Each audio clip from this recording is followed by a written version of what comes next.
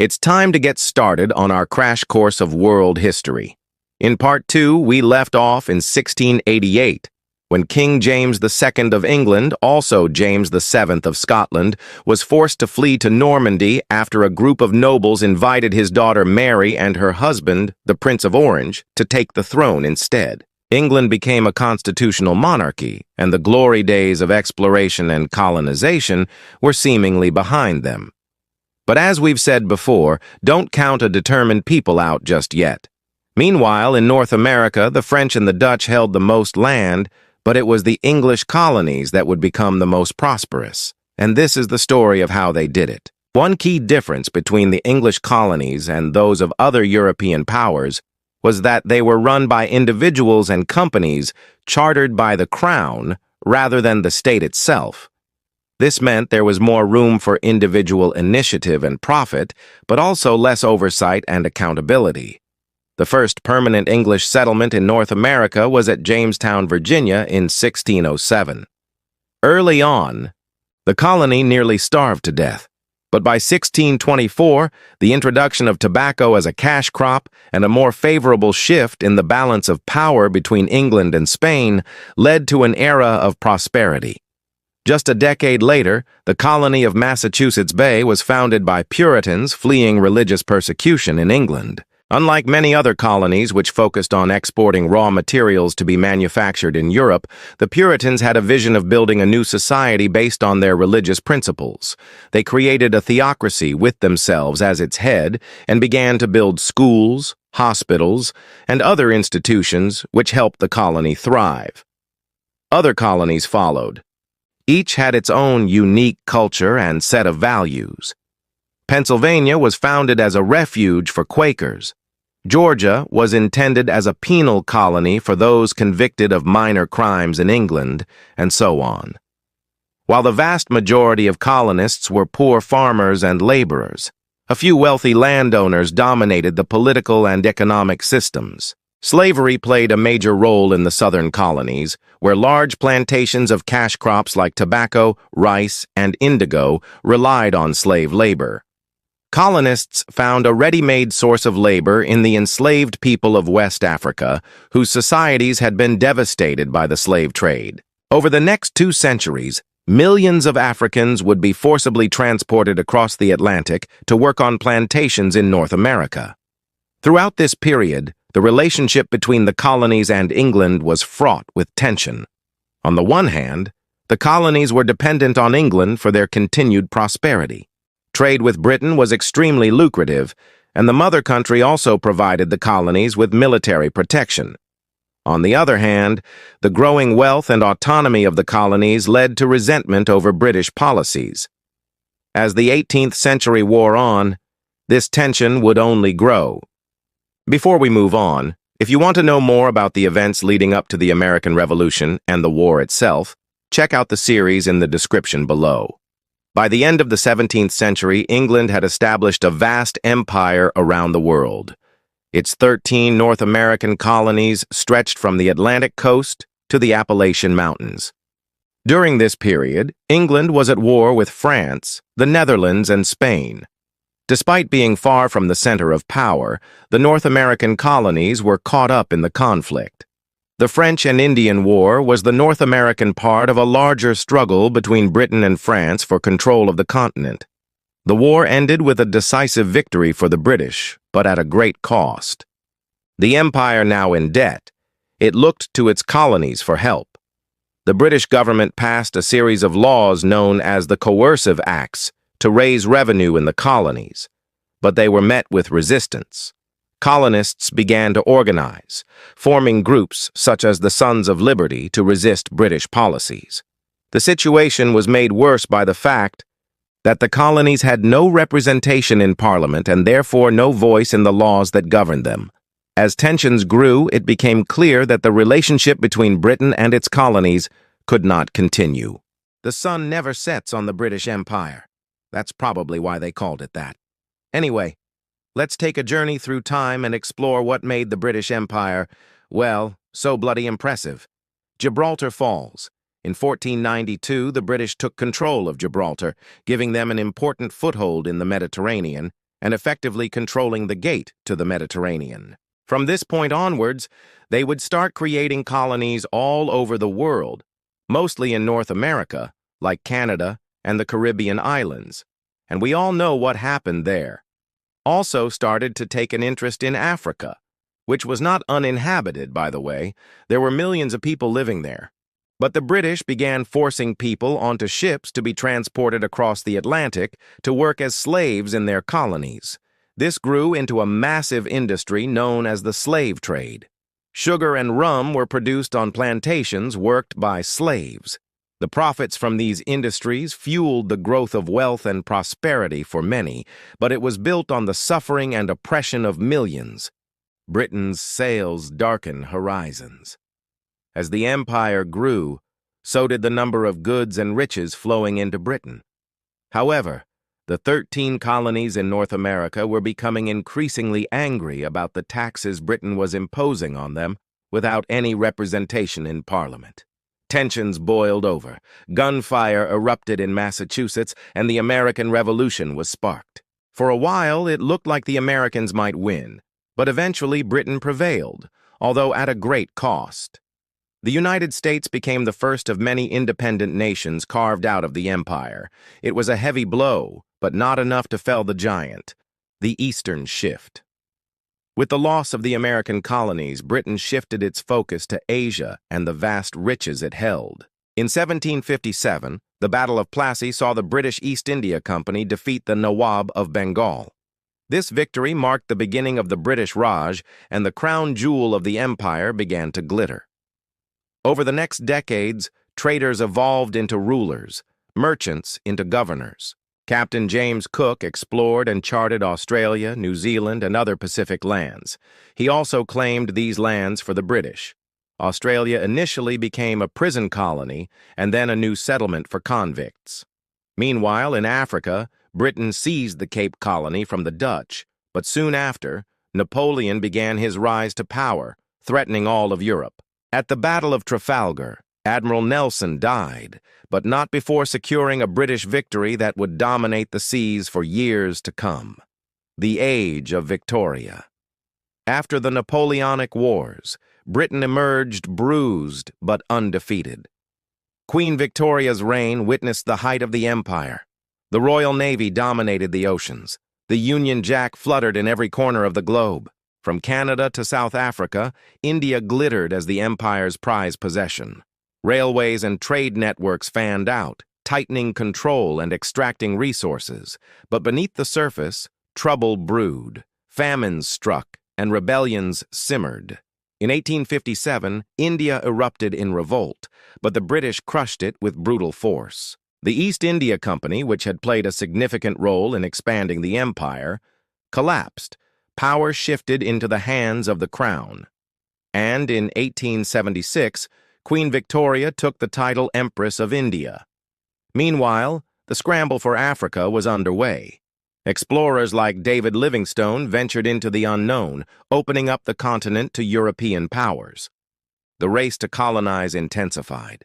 The Zulu kingdom resisted the British encroachment, but the tide of war turned against them despite their bravery. In Sudan, the Mahdi rose and captured the city of Khartoum. Undeterred, Britain pushed forward. Armies marched across the continent, laying down rails that cut across the land. In 1910, Canada became a self-ruling dominion within the empire. Australia and New Zealand followed with loyal autonomy. But in South Africa, diamonds and gold sparked tension. The Boer Wars erupted and the British faced fierce guerrilla battles. To counter this, they established brutal concentration camps, an unfortunate stain on their record. However, victory ultimately brought South Africa under imperial rule. As the 19th century drew to a close, the British Empire stood as a colossus, its influence stretching to every corner of the globe.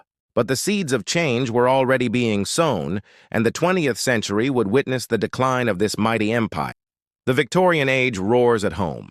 Coal and steam fuel industry, cities expand, factories arise, smog covers London skies. The working poor struggle while empire celebrates progress. Steamships and telegraph lines link colonies to London. Communication accelerates. Messages travel in moments. Missionaries spread faith alongside soldiers and merchants. Britain claims to civilize, but conquest is driven by greed. By 1900, the empire covers a quarter of the planet: Canada, India, Africa, Australia. The sun never sets. Let's get into the first section of this video, which is the Victorian Age roars. So this period saw an incredible amount of industrialization and technological advancement. This led to significant changes in how people lived and worked. Many people left the countryside to look for work in the cities, which led to massive urbanization. However, living conditions in these cities were often very poor, and there was a lot of poverty.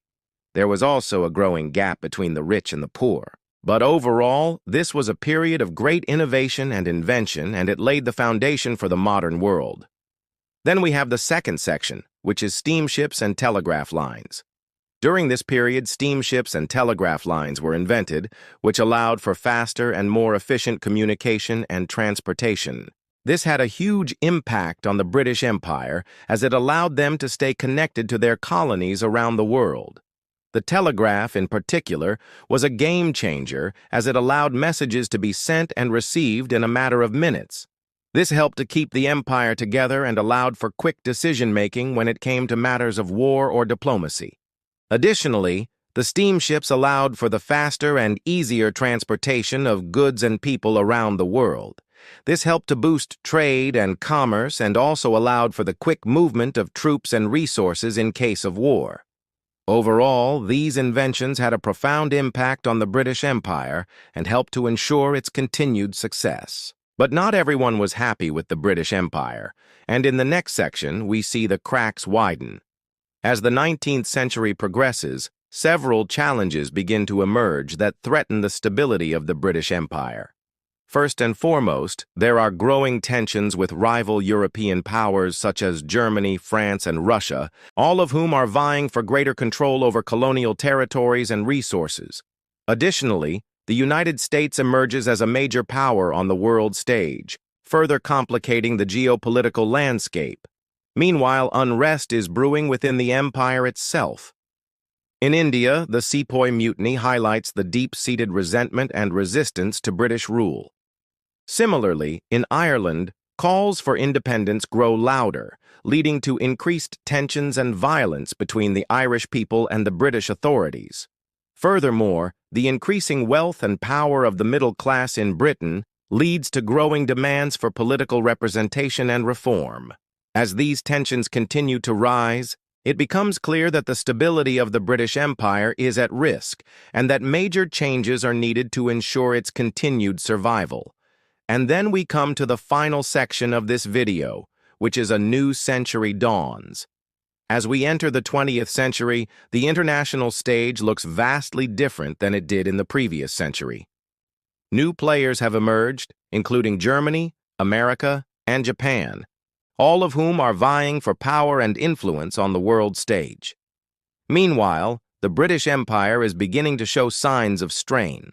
The costly defense of the empire and the growing desire for self-determination among the colonies are putting a significant burden on Britain. At the same time, the rapid industrialization and urbanization of Britain have led to significant social and economic problems, including widespread poverty and discontent among the working class. These internal and external pressures would eventually lead to the outbreak of the First World War in 1914. When the war breaks out, the British Empire calls upon its colonies for assistance. Troops from Canada, India, Africa, and Australia, among other places, come to the defense of the empire. The war is devastating and costly for the British. The empire's military forces suffer heavy casualties, and the economic burden of the war effort is staggering.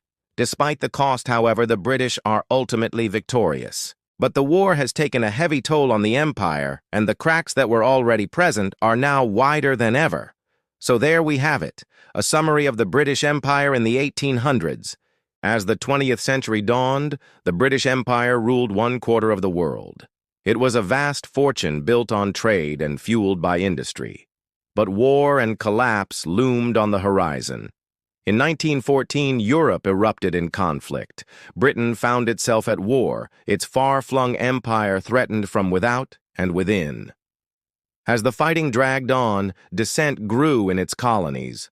Soldiers from the Caribbean, Africa, and Asia fought for a king they didn't know and a country they'd never seen.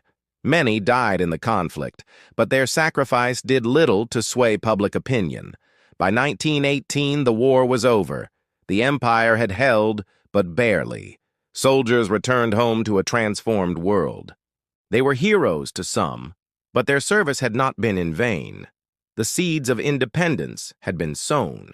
Across the ocean, another storm was brewing. In 1939, the Second World War began. Once again, Britain looked to its empire for strength. For 4 long years, the people of Britain endured the Blitz, the German air raids that devastated London. When peace finally came, victory celebrations were muted. The cost had been too great. Londoners emerged from their shelters to find their city in ruins. Britain was financially drained and its population had been decimated.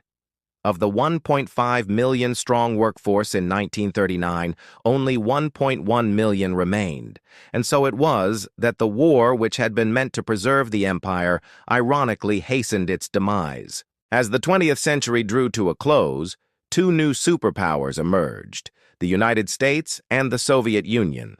The British Empire was now a spent force, its dominance fading with the passing years. On August 15, 1947, India, the jewel in the crown, gained independence. A new nation was born, the Dominion of Pakistan. But it wasn't to be a peaceful partition. The subcontinent erupted in violence. Millions fled their homes, and more than 1,000 died every day for weeks. It was the largest mass migration in human history, and as India drove out the last of the British soldiers, other colonies across the world took up the call for freedom. In Africa, the long struggle against European domination reached a climax. One by one, the African nations broke the chains of empire. Ghana became the first country south of the Sahara to gain independence. The French colonies of Algeria and Morocco shook off colonial rule. Even in the Caribbean, the winds of change were blowing. Jamaica, Trinidad and Tobago, Barbados and Guyana all marched to the beat of independence.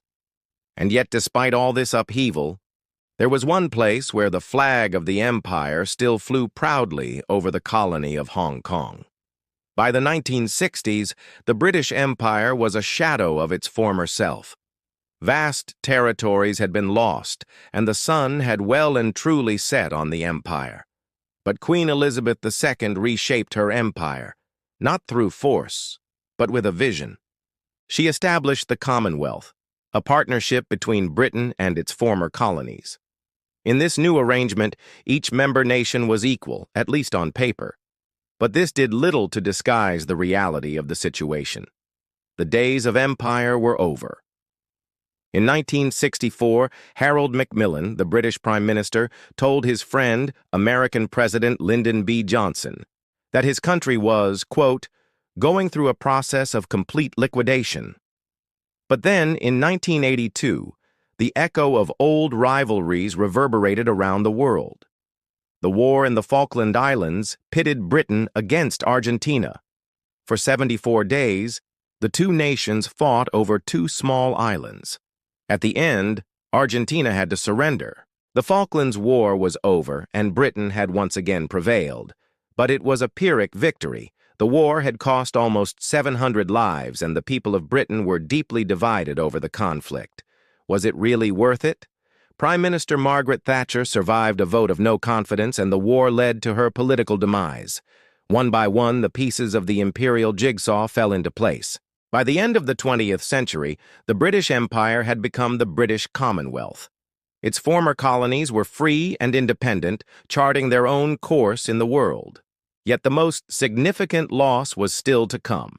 In 1997, after 96 years of British rule, Hong Kong was returned to Chinese sovereignty. For many people, it marked the definitive end of the empire. Today, the British Empire may be gone, But its influence lives on in the English language, in trade, in nations, and even in conflicts. In 2021, Britain left the European Union, a decision made by the people of England, Scotland, and Wales. But the ramifications will be felt across the Union and beyond. The story of the British Empire is one of wealth and waste, of progress and poverty, of innovation and inequality. It is a tale as old as time itself, but one thing is for sure, history never truly ends. It merely transforms. This has been an Animate the Past production. If you want to learn more about the rise and fall of the British Empire, check out the links below. And remember to subscribe for more animated history. Thank you for watching. Thank you for watching. This is an Animate the Past.